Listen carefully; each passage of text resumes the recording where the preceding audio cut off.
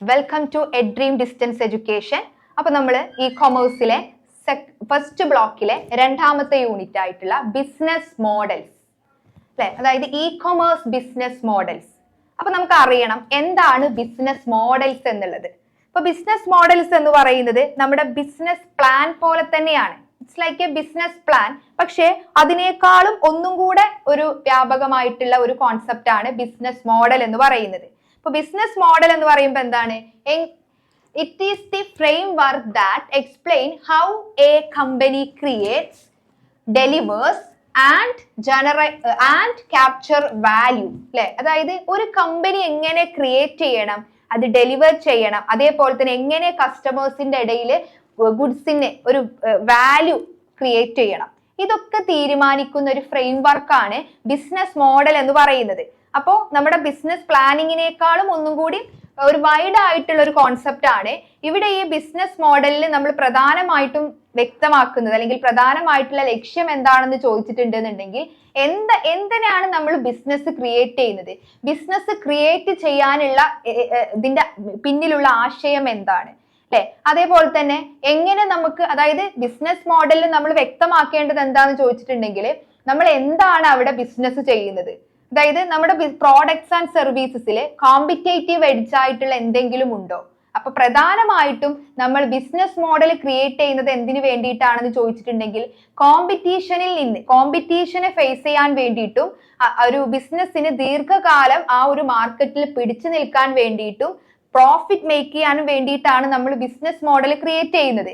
അപ്പൊ ബിസിനസ് മോഡലിലൂടെ ഒരു കമ്പനി വ്യക്തമാക്കേണ്ടത് എന്താണെന്ന് ചോദിച്ചിട്ടുണ്ടെന്നുണ്ടെങ്കിൽ മറ്റുള്ളവരിൽ നിന്ന് വ്യത്യസ്തമായിട്ട് എന്തെങ്കിലും യുണീക്ക് സെല്ലിംഗ് പ്രപ്പോസിഷൻ അല്ലെ, എന്തെങ്കിലും ഒരു യുണീക്ക്നെസ്, എന്തെങ്കിലും ഒരു കോമ്പറ്റേറ്റീവ് എഡ്ജ് നമ്മുടെ കമ്പനിക്ക് ഉണ്ടോ, അത് നമ്മൾ വ്യക്തമാക്കണം. അപ്പൊ നമ്മൾ അതേപോലെ തന്നെ പ്രോഫിറ്റ് എങ്ങനെയൊക്കെ നേടാം, അതേപോലെ തന്നെ കസ്റ്റമേഴ്സ് തുടർച്ചയായി നമ്മുടെ പ്രോഡക്ട്സ് വാങ്ങണം എന്നുണ്ടെങ്കിൽ, അല്ലെങ്കിൽ കസ്റ്റമേഴ്സിന്റെ ഇടയിൽ കണ്ടിന്യൂസ് ആയിട്ട് നമ്മുടെ പ്രൊഡക്ട്സിന് ഒരു വാല്യൂ ക്രിയേറ്റ് ചെയ്യണം എന്നുണ്ടെങ്കിൽ എന്തൊക്കെ കാര്യങ്ങൾ ചെയ്യണം എന്നുള്ളതിനെ കുറിച്ചൊക്കെ ഉള്ള ഒരു പ്ലാനിങ് ആണ്, ഒരു ലൈക്ക് ഓഫ് പ്ലാനിങ്ങിനെയാണ് നമ്മൾ എന്ത് പറയുന്നത്, ബിസിനസ് മോഡൽസ് എന്ന് പറയുന്നത്. ഓക്കെ, അപ്പൊ ബിസിനസ് മോഡൽസിന്റെ പ്രധാന ലക്ഷ്യം എന്താണെന്ന് ചോദിച്ചിട്ടുണ്ടെങ്കിൽ ഒരു കോമ്പറ്റേറ്റീവ് എഡ്ജ് ഉണ്ടാക്കണം, പ്രോഫിറ്റ് ജനറേറ്റ് ചെയ്യാൻ കഴിയണം, അതുപോലെ തന്നെ കസ്റ്റമേഴ്സിന്റെ ഇടയിൽ ഒരു വാല്യൂ ക്രിയേറ്റ് ചെയ്യാൻ കഴിയണം. ഓക്കെ, അപ്പൊ അതിന് വേണ്ടിയിട്ട് എന്തൊക്കെ കാര്യങ്ങളാണ് ചെയ്യേണ്ടത്, എന്തിനാണ് ബിസിനസ് ക്രിയേറ്റ് ചെയ്യുന്നത്, അത് എങ്ങനെ ഡെലിവർ ചെയ്യണം, അതുപോലെ തന്നെ ആൻഡ് വാല്യൂ എങ്ങനെ ഉണ്ടാക്കിയെടുക്കണം, ഇതൊക്കെ തീരുമാനിക്കുന്ന ഒരു ഫ്രെയിംവർക്കിനെയാണ് നമ്മൾ ബിസിനസ് മോഡൽ എന്ന് പറയുന്നത്. അപ്പോ ശക്തമായിട്ടുള്ള ഒരു ബിസിനസ് മോഡൽ, അല്ലെങ്കിൽ നല്ല രീതിയിലുള്ള ഒരു ബിസിനസ് മോഡൽസ് ക്രിയേറ്റ് ചെയ്യണം എന്നുണ്ടെങ്കിൽ താഴെ പറയുന്ന കുറച്ച് ക്വസ്റ്റ്യൻസിന് നമ്മൾ ആൻസർ ചെയ്യണം. അതായത് നമ്മുടെ ബിസിനസ് മോഡലിൽ ഇമ്പോർട്ടന്റ് ആയിട്ട് ഉണ്ടായിരിക്കേണ്ട കുറച്ച് കീ എലമെന്റ്സുകളെ കുറിച്ചിട്ടാണ് താഴെ പറയുന്നത്. നോക്കൂ, ടാർഗറ്റ് ഓഡിയൻസ്, ആരാണ് നമ്മുടെ ടാർഗറ്റ് ഓഡിയൻസ് എന്ന് നമുക്ക് വ്യക്തമായിട്ട് അറിഞ്ഞിരിക്കണം അല്ലെ. അതായത് ലക്ഷ്യമിടുന്ന, നമ്മൾ ഫോക്കസ് ചെയ്യുന്ന ടാർഗറ്റ് ഓഡിയൻസ് ആരാണ് എന്നുള്ളത് നമ്മൾ അവിടെ മീൻസ് ഐഡന്റിഫൈ ചെയ്യണം. രണ്ടാമത് നോക്കൂ, USP വാല്യൂ പ്രപ്പോസിഷൻ. USP എന്ന് പറയുമ്പോൾ എന്താണ്? Unique selling preposition. അതായത് യുണീക് സെല്ലിംഗ് പ്രപ്പോസിഷൻ എന്ന് പറഞ്ഞിട്ടുണ്ടെങ്കിൽ എന്താ, നമ്മുടെ കമ്പനിയെ മറ്റുള്ള കമ്പനിയിൽ നിന്നും വ്യത്യസ്തമാക്കുന്ന ഒരു യുണീക്നെസ് അല്ലെങ്കിൽ പ്രത്യേകത എന്താണ് എന്ന് നമ്മൾ വ്യക്തമാക്കണം. ഓക്കെ, അപ്പൊ അങ്ങനെ ഒരു സംഭവം മറ്റുള്ളവരിൽ നിന്ന് വ്യത്യസ്തമാക്കുന്ന ഒരു വാല്യൂ ക്രിയേറ്റ് ചെയ്യാൻ നമ്മുടെ കമ്പനിക്ക് കഴിയണം. അപ്പൊ അത് റിലേറ്റഡ് ആയിട്ടുള്ള ഒരു വാല്യൂ പ്രപ്പോസിഷൻ എന്താണ് എന്ന് നമ്മൾ ഐഡന്റിഫൈ ചെയ്യണം. ദെൻ നോക്കൂ, ബിസിനസ് ഇംപ്ലിമെന്റേഷൻ അല്ലെ. അതായത് ഈ ബിസിനസ് ഐഡിയ, നമ്മൾ എങ്ങനെയാണ് ബിസിനസിന്റെ പ്രവർത്തനങ്ങളൊക്കെ ഇംപ്ലിമെന്റ് ചെയ്യേണ്ടത് എന്നുള്ളതിനെ കുറിച്ചുള്ള ഒരു ഐഡിയ നമുക്ക് ഉണ്ടായിരിക്കണം അല്ലെ. ബിസിനസ് ആക്ടിവിറ്റീസ് എങ്ങനെ ഇംപ്ലിമെന്റ് ചെയ്യണം, അല്ലെങ്കിൽ ഒരു ബിസിനസ് മോഡൽ എങ്ങനെ ഇംപ്ലിമെന്റ് ചെയ്യണം എന്നുള്ളതിനെ കുറിച്ചുള്ള ഒരു ഐഡിയ നമുക്ക് ഉണ്ടായിരിക്കണം. അതുപോലെ തന്നെ നോക്കൂ, generate revenue, how will it generate revenue. അപ്പൊ നമുക്ക് പല രീതിയിൽ റവന്യൂ ജനറേറ്റ് ചെയ്യാം. അപ്പൊ അത് എങ്ങനെയാണ് നമ്മൾ റവന്യൂ ജനറേറ്റ് ചെയ്യേണ്ടത് എന്നുള്ളതിനെ കുറിച്ചിട്ടും വ്യക്തമായിട്ടുള്ള ഒരു കാഴ്ചപ്പാട് ഈ ബിസിനസ് മോഡലിൽ ഉണ്ടായിരിക്കണം. അതുപോലെ തന്നെ നോക്കൂ, ഹൗ വിൽ ഇന്ററാക്ട് കസ്റ്റമേഴ്സുമായിട്ട് എങ്ങനെ ഇന്ററാക്ട് ചെയ്യാം, അപ്പൊ അങ്ങനെ അതായത് എങ്ങനെ കസ്റ്റമേഴ്സുമായിട്ട് ബന്ധപ്പെടാം, അവർക്ക് എങ്ങനെ പ്രൊഡക്ട്സ് ആൻഡ് സർവീസസ് എത്തിക്കും എന്നുള്ളതിനെ കുറിച്ചിട്ട് ഒരു ഐഡിയ ആർക്കുണ്ടായിരിക്കണം, ഈ ബിസിനസ് മോഡൽ ക്രിയേറ്റ് ചെയ്യുമ്പോൾ ഉണ്ടായിരിക്കണം. അപ്പൊ ഇതാണ് ബിസിനസ് മോഡലിന്റെ കീ എലമെന്റ്സ് എന്ന് പറയുന്നത്. ഈ ഒരു കീ എലമെന്റ്സ് ഉൾപ്പെട്ടാൽ മാത്രമേ നമുക്ക് ഒരു ശക്തമായിട്ടുള്ള ഒരു ബിസിനസ് മോഡൽ നമുക്ക് ക്രിയേറ്റ് ചെയ്യാൻ പറ്റുള്ളൂ. ഇനി നോക്കൂ, അടുത്തത് കോമ്പണൻസ് ഓഫ് ബിസിനസ് മോഡൽ. ഒരു ബിസിനസ് മോഡലിൽ ഉണ്ടായിരിക്കേണ്ട ഘടകങ്ങൾ എന്തൊക്കെയാണ്? ഒന്നാമത്തത് നോക്കൂ, കോർ ബിസിനസ് ഫോക്കസ് അല്ലെ. കോർ ബിസിനസ് ഫോക്കസ് എന്ന് പറയുമ്പോൾ എന്തിനാണ് നമ്മൾ ബിസിനസ് ചെയ്യുന്നത്, എന്താണ് ഈ ബിസിനസിന്റെ മെയിൻ ആക്ടിവിറ്റി, അതേപോലെ തന്നെ ആരാണ് ടാർഗറ്റ് ഓഡിയൻസ്, ഇത് വ്യക്തമാക്കണം. അതാണ് ഒന്നാമത്തെ കോമ്പണന്റ്. രണ്ടാമത്തെ നോക്കൂ, ഡിസൈൻ പ്രയോറിറ്റീസ്. നമ്മളിപ്പോ ഒരു ഓൺലൈൻ ഷോപ്പ്, ഒരു ഓൺലൈൻ ഇ കൊമേഴ്സിലേക്ക് പോകുന്നത് എന്തിനു വേണ്ടിയിട്ടാണ്? ഇപ്പൊ ഒരു ബിസിനസ് ഇ കൊമേഴ്സ് ട്രാൻസാക്ഷൻസ് തിരഞ്ഞെടുക്കുന്നത് എന്തിനു വേണ്ടിയിട്ടാണ്? അതായത് ഇപ്പൊ നമ്മുടെ ബ്രാൻഡ് പൊസിഷനിങ് ഇംപ്രൂവ് ചെയ്യാൻ വേണ്ടിയിട്ടാണോ, അല്ല എന്നുണ്ടെങ്കിൽ വേരിയസ് ജോഗ്രഫിക്കൽ മാർക്കറ്റിലേക്ക് നമ്മുടെ ബ്രാൻഡിനെ എത്തിക്കാൻ വേണ്ടിയിട്ടാണോ, അല്ലെങ്കിൽ ഇന്റർമീഡിയറീസിനെ എലിമിനേറ്റ് ചെയ്യാൻ വേണ്ടിയിട്ടാണോ, അങ്ങനെയുള്ള എന്തിനാണ് നമ്മൾ പ്രയോറിറ്റി കൊടുക്കുന്നത് എന്ന് അവിടെ വ്യക്തമാക്കണം. പിന്നെ അതുപോലെ തന്നെ ഇംപ്ലിമെന്റേഷൻ സ്ട്രാറ്റജീസ് അല്ലെ, അതായത് ഇത് ഇംപ്ലിമെന്റ് ചെയ്യാനുള്ള തന്ത്രങ്ങൾ അത് നമ്മുടെ കയ്യിൽ ഉണ്ടായിരിക്കണം അല്ലെ. അതായത് ഇപ്പൊ നമ്മളൊരു ബിസിനസ് ഓൺലൈൻ വഴിയാണ് പോകുന്നതെങ്കിൽ അത് ഡയറക്റ്റ് ആയിട്ടോ അല്ലെങ്കിൽ സ്വന്തം വെബ്സൈറ്റ് വഴിയോ ആപ്പ് വഴിയാണോ കസ്റ്റമറിലേക്ക് പ്രൊഡക്ട്സ് എത്തിക്കേണ്ടത് എന്നുള്ളതിനെ കുറിച്ചുള്ള സ്ട്രാറ്റജീസ് മേക്ക് ചെയ്യണം. ദെൻ അതുപോലെ തന്നെ റവന്യൂ മെക്കാനിസം അല്ലെ, അതായത് എങ്ങനെ നമുക്ക് റവന്യൂ ഏൺ ചെയ്യാം അല്ലെ, അതിനെ കുറിച്ചുള്ള ഒരു ഐഡിയ വേണം. അതായത് സെയിൽസ് വഴിയാണോ അല്ലെങ്കിൽ അഡ്വർടൈസ്മെന്റ് കൊടുത്തിട്ട് റവന്യൂ ഏൺ ചെയ്യണോ. അപ്പൊ ഇങ്ങനെയുള്ള കാര്യങ്ങളൊക്കെ നമ്മൾ തീരുമാനിക്കണം ആദ്യം, എന്നിട്ടാണ് നമ്മളൊരു ബിസിനസ് മോഡൽ ക്രിയേറ്റ് ചെയ്യേണ്ടത്. അപ്പൊ ഇത്രയും എലമെന്റ്സ്, കോമ്പണൻസും എലമെന്റ്സും കൂടി ഉൾപ്പെട്ടതാണ് ബിസിനസ് മോഡൽ എന്ന് പറയുന്നത്. ഓക്കെ, അപ്പൊ ഇവിടെ നമ്മൾ ഇ കൊമേഴ്സിന്റെ പ്രധാനമായിട്ടുള്ള 4 ബിസിനസ് മോഡൽസിനെ കുറിച്ചിട്ടാണ് പറയുന്നത്.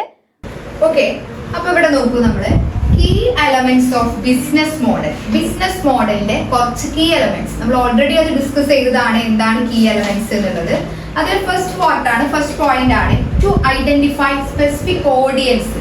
നമ്മളൊരു ബിസിനസ് മോഡൽ ക്രിയേറ്റ് ചെയ്യുമ്പോൾ ആദ്യം ഒരു ബിസിനസ് ഓൺട്രപ്രണർ അല്ലെങ്കിൽ സെല്ലർ ചെയ്യേണ്ടത് ആരാണ് സ്പെസിഫിക് ഓഡിയൻസ് എന്ന് കറക്റ്റ് ആയിട്ട് അത് മെൻഷൻ ചെയ്യണം, അല്ലെങ്കിൽ അത് ഐഡന്റിഫൈ ചെയ്യണം അല്ലെ.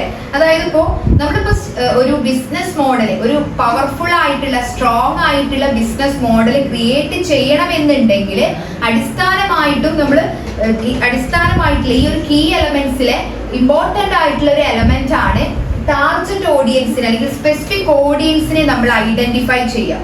ഇപ്പൊ സാധാരണ നമ്മള് ഒരു ബിസിനസ് മോഡൽ ക്രിയേറ്റ് ചെയ്യുമ്പോൾ ഒരു കൂടുതലായിട്ട് അല്ലെങ്കിൽ ഒരു എക്സ്പെക്റ്റഡ് ബയേഴ്സ് അല്ലെങ്കിൽ എക്സ്പെക്റ്റഡ് ബയേഴ്സിനെ ഐഡന്റിഫൈ ചെയ്യുന്നതിനേക്കാൾ കൂടുതൽ ഒരു 2-3 കസ്റ്റമർ ഗ്രൂപ്പുകളെ ഐഡന്റിഫൈ ചെയ്യുകയും അവരെ കുറിച്ച് പഠിക്കുക, അവരുടെ ടേസ്റ്റ് എന്താ, അവരുടെ പ്രിഫറൻസ് എന്താ, അതേപോലെ തന്നെ അവരുടെ പ്രോബ്ലംസ് എന്താണ്, അവർക്ക് എന്താണ് ആവശ്യം, അതിനനുസരിച്ചുള്ള പ്രോഡക്ട്സുകൾ അവരിലേക്ക് എത്തിക്കുകയും ചെയ്യുന്നതായിരിക്കും ഒന്നുകൂടെ നല്ലത്. അപ്പൊ ഇവിടെ ഒരു ബിസിനസ് മോഡൽ ക്രിയേറ്റ് ചെയ്യുമ്പോൾ ആദ്യം നമ്മൾ ചെയ്യേണ്ടത് എന്താണ്, നമ്മുടെ പ്രോഡക്ട്സ് ആൻഡ് സർവീസസ് ആരിലേക്കാണ് എത്തിക്കേണ്ടത്, ആരാണ് നമ്മുടെ ടാർഗറ്റ് ഓഡിയൻസ് എന്ന് ക്ലിയർ ആയിട്ടും അവിടെ ഡിഫൈൻ ചെയ്യണം. ഓക്കെ, അപ്പൊ ഇവിടെ അത് എങ്ങനെ ഡിഫൈൻ ചെയ്യാന്ന് പറയുമ്പോൾ നമ്മൾ ഒരു 2-3 കസ്റ്റമർ ഗ്രൂപ്പുകളെ നമ്മൾ എടുക്കുകയും അവരെ കുറിച്ച് പഠിക്കുകയും എന്താണ് അവർക്ക് ആവശ്യമെന്ന് ഐഡന്റിഫൈ ചെയ്യുകയും അത് റിലേറ്റഡ് ആയിട്ടുള്ള പ്രോബ്ലംസ് അല്ലെങ്കിൽ അതിനുള്ള ഒരു സൊല്യൂഷൻ കമ്പനി പ്രൊവൈഡ് ചെയ്യുകയും ഓഫർ ചെയ്യുകയും ചെയ്യുകയാണെങ്കിൽ അതായിരിക്കും ഒരു ബിസിനസ് മോഡൽ ക്രിയേറ്റ് ചെയ്യാൻ നല്ല രീതിയിലുള്ള ഒരു ചോയ്സ് എന്ന് പറയുന്നത്. ഇനി അടുത്തത് നോക്കൂ, രണ്ടാമത്തെ എലമെന്റ് ആണ് എസ്റ്റാബ്ലിഷ് ബിസിനസ് പ്രോസസ് അല്ലെ. അതായത് ഇപ്പോ ഈ ബിസിനസ് മോഡലുകൾ അല്ലെ അല്ലെങ്കിൽ നമ്മുടെ ബിസിനസ് ആക്ടിവിറ്റീസുകൾ എഫിഷ്യന്റ് ആയിട്ട്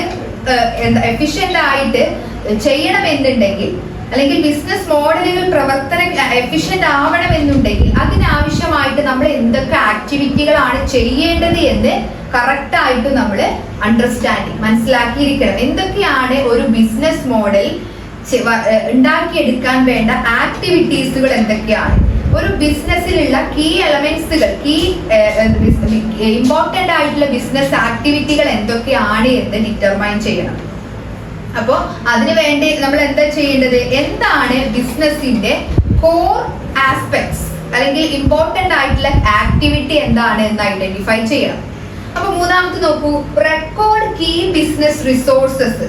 ഇനി അടുത്തത് എന്താ വേണ്ടത്? ഇപ്പൊ നമ്മൾ ഒരു ബിസിനസ് മോഡല് അതിന്റെ ഡെയിലി പ്രവർത്തനങ്ങൾ ചെയ്യാൻ വേണ്ടിയിട്ടും അതേപോലെ തന്നെ ന്യൂ കസ്റ്റമറിനെ കണ്ടെത്താൻ വേണ്ടിയിട്ടൊക്കെ നമുക്ക് ആവശ്യമായിട്ടുള്ള റിസോഴ്സസുകൾ അല്ലെ. ഇപ്പൊ നമുക്ക് റിസോഴ്സസിന് എക്സാമ്പിൾ ആയിട്ട് നമുക്ക് പറയുകയാണെന്നുണ്ടെങ്കിൽ വെബ്സൈറ്റ്സ്, ക്യാപിറ്റൽ അല്ലെ. ക്യാപിറ്റൽ ഒന്നും ഇല്ലാതെ നമുക്കൊന്നും ചെയ്യാൻ കഴിയില്ല അല്ലെ. അതേപോലെ തന്നെ ഒരു ബിസിനസ് റൺ ചെയ്യാൻ ആവശ്യമായിട്ടുള്ളതാണ് ക്യാപിറ്റൽ. പിന്നെ അതുപോലെ തന്നെ നമുക്ക് നമ്മുടെ പ്രോഡക്ട്സ് സൂക്ഷിക്കാൻ വേണ്ട warehouses, intellectual property, customer ലിസ്റ്റുകൾ, ഇതൊക്കെ നമ്മുടെ കയ്യിൽ ഉണ്ടായിരിക്കണം.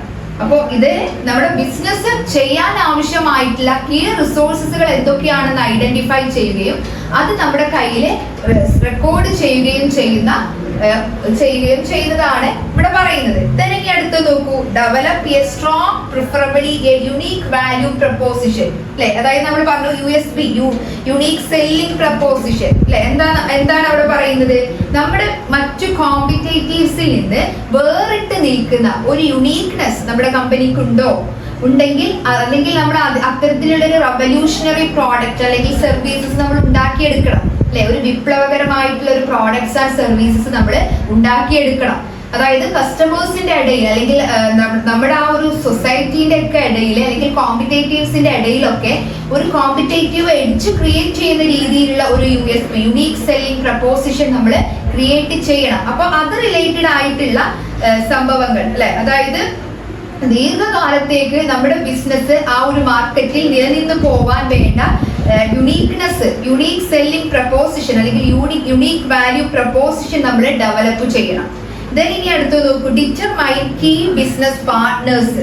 ഇപ്പൊ നമ്മളൊരു ബിസിനസ് ചെയ്യാൻ വേണ്ട പാർട്ട്നേഴ്സ് ആരൊക്കെയാണ്? ഫോർ എക്സാമ്പിൾ ആയിട്ട് പറയുമ്പോൾ നമ്മുടെ ബിസിനസ് ചെയ്യാൻ നമുക്ക് സപ്ലയേഴ്സിനെ വേണം, അതേപോലെ തന്നെ സ്ട്രാറ്റജിക് അലയൻസിനെ വേണം, അതേപോലെ തന്നെ നമുക്ക് അഡ്വർടൈസ്മെന്റ് പാർട്ട്നേഴ്സിന് വേണ്ടി വരും. അപ്പൊ ബിസിനസ് ചെയ്യാൻ ആവശ്യമായിട്ടുള്ള ബിസിനസ് പാർട്ട്നേഴ്സ് ആരൊക്കെയാണെന്ന് ഐഡന്റിഫൈ ചെയ്യുകയും അവരുടെ സർവീസ് അല്ലെ, അവരുടെ സർവീസ് കറക്റ്റ് ആയിട്ട് ബിസിനസ്സിൽ യൂസ് ചെയ്യുകയും ചെയ്യണം. അപ്പോൾ ഇങ്ങനെയൊക്കെയാണ് ഒരു ബിസിനസ് മോഡൽ ക്രിയേറ്റ് ചെയ്യണം എന്നുണ്ടെങ്കിൽ നമ്മുടെ കയ്യിൽ ഉണ്ടായിരിക്കേണ്ട കീ എലമെന്റ്സ് അല്ലെങ്കിൽ ഇത്രയും എലമെന്റ്സ് നമ്മൾ ഡെവലപ്പ് ചെയ്യണം. ഓക്കെ ആണല്ലോ. അപ്പൊ ഇനി നോക്കൂ, അടുത്തൊരു ഭാഗമാണ് ഇതില് ഇ-കൊമേഴ്സ് ബിസിനസ്സിന്. ഇപ്പൊ ഒരു ഇ കൊമേഴ്സ് ബിസിനസ്സിന് ഒരു വ്യക്തമായിട്ടുള്ള ഒരു ബിസിനസ് പ്ലാൻ ഉണ്ടായിരിക്കണം. അപ്പൊ അതില് അങ്ങനെ ബിസിനസ് പ്ലാൻ ഉണ്ടായിരിക്കണം എന്ന് പറയുമ്പോൾ പ്രധാനമായും ഉണ്ടായിരിക്കേണ്ട ഒരു 4 സബ് ടൈപ്പ് ഓഫ് റിലേറ്റഡ് മോഡൽസിനെ കുറിച്ചിട്ടാണ് താഴെ പറയുന്നത്. ഒന്നാമത് നോക്കൂ, customer based business model. Customer based business model എന്ന് പറയുമ്പോൾ ഒരു ഇ-കൊമേഴ്സ് നമ്മൾ പ്രാവർത്തികമാക്കണമെങ്കിൽ അല്ലെങ്കിൽ ഒരു ഇ-കൊമേഴ്സ് നമ്മൾ കൊണ്ടുവരുമ്പോൾ നമ്മുടെ ടാർഗറ്റ് ഓഡിയൻസ് ആരാണ് എന്ന് തീരുമാനിക്കുന്ന മോഡലാണ് customer based business model. Design model എന്ന് പറയുമ്പോൾ ഇപ്പൊ നമ്മൾ ഒരു ഇ-കൊമേഴ്സിന്റെ വെബ്സൈറ്റ് ഉണ്ടായിരിക്കുമല്ലോ. നമ്മൾ ഇ-കൊമേഴ്സിലൂടെ ട്രാൻസാക്ഷൻസ് നടത്തുമ്പോൾ നമുക്ക് എന്തായാലും ഒരു വെബ് പേജ് ഉണ്ടായിരിക്കും. ഈ വെബ്സൈറ്റ്സിൽ എന്തൊക്കെ കാര്യങ്ങൾക്കാണ് പ്രയോറിറ്റി നൽകേണ്ടത്, അതുപോലെ തന്നെ എന്തൊക്കെ കാര്യങ്ങളാണ് അതിൽ ഉൾപ്പെടുത്തേണ്ടത് എന്നൊക്കെ തീരുമാനിക്കുന്ന ഒരു മോഡലാണ് ഡിസൈൻ മോഡൽ എന്ന് പറയുന്നത്. മൂന്നാമത്തത് നോക്കൂ, ഇംപ്ലിമെന്റേഷൻ മോഡൽ എന്ന് പറയുമ്പോൾ എന്താ? അതായത് ഈ ഒരു ഇ-കൊമേഴ്സ് മോഡൽ എങ്ങനെ നമ്മൾ പ്രാവർത്തികമാക്കണം, അതായത് അതിൽ എങ്ങനെ കസ്റ്റമറിലേക്ക് എത്തണം, കസ്റ്റമറിനെ എങ്ങനെ റീച്ച് ചെയ്യണം, എങ്ങനെ സെയിൽസ് നടത്തണം, എങ്ങനെ സെയിൽസ് ട്രാൻസാക്ഷൻസ് നടത്തണം, പ്രൊഡക്റ്റ് ആൻഡ് സർവീസസ് എങ്ങനെ വിതരണം ചെയ്യണം, പ്രൊഡക്ട്സ് ആൻഡ് സർവീസസ് എങ്ങനെ ഡെലിവർ ചെയ്യണം, ഇങ്ങനെയുള്ള കാര്യങ്ങൾ. അതായത് ഒരു ഇ-കൊമേഴ്സ് മോഡൽ പ്രാവർത്തികമാക്കാൻ ആവശ്യമായിട്ടുള്ള പ്രവർത്തനങ്ങൾ എന്തൊക്കെയാണ് എന്ന് തീരുമാനിക്കുന്ന മോഡലാണ് ഇംപ്ലിമെന്റേഷൻ മോഡൽ. ഇനി അടുത്ത് നോക്കൂ, റവന്യൂ മോഡലിന് ഈ ഒരു ഇ-കൊമേഴ്സിലൂടെ എങ്ങനെ റവന്യൂ ലഭിക്കും, അതിന്റെ ഒരു വിധം എങ്ങനെയാണ് model that would help to generate revenue for the e-commerce initiative as well as for the organization or enterprises responsible for launching the e-commerce portal. നമ്മളിപ്പോ ഒരു ഇ-കൊമേഴ്സ് പോർട്ടൽ ലോഞ്ച് ചെയ്യുമ്പോൾ